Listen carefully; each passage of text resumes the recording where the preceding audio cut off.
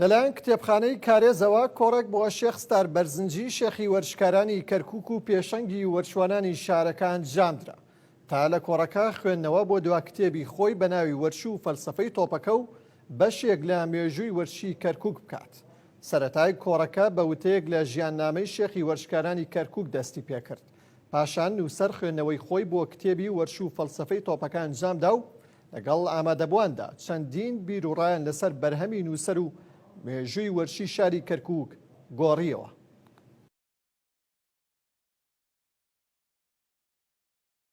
شێخ ستار یەکێکە بەڕاستی لە مامۆستا گەورەکان، یەکێکە لە پێشەنگەکانی وەرزش لە شاری کەرکووک. شێخ ستار هەم لە بواری وەرزش و پێگەیاندنی وەرزشکارانە ڕۆڵێکی گەورەی هەبوو، هەم وەکو یاریزانێک ڕۆڵێکی گەورەی هەبووە، هەم لە میدیای وەرزشە یەکەم کەسە کە لە میدیای وەرزشە لە تەلەڤیزیۆنی کەرکووک لە ساڵانی هەفتاکانەوە بەرنامەی هەبووە. کتێبی کارێکی چاکی کرد، کتێبێکی دەرکرد لەسەر ژیانی وەرزش و مێژووی وەرزش لە شاری کەرکووک. هەڵبەت ئەم کتێبە هەنگاوێکی زۆر گرنگە بۆ دیکۆمنتکردنی مێژووی وەرزش لە شاری کەرکووک بێ گومان زۆر پاڵەوانی وەرزش لە هەمە جۆر یاریەکانی وەرزشە لەم شارەدا هەڵکەوتون.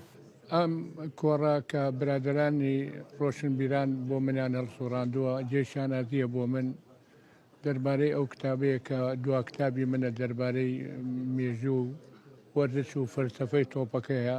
ئەمە کتێبەکە لە کتێبەکانی من زیاتری ژیاننامەی منە دەربارەی لە شاری کەرکووکە لە چ بوارێکە وەرزشم کردووە.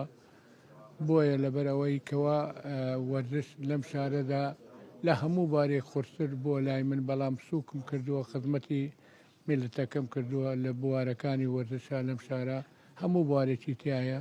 ئەومێ دەکەم کەوا بتوانم زیاتر بنووسم دەربارەی وەرزش، خزمەتی زیاتر بکەم. ئەمە دوا کتابمە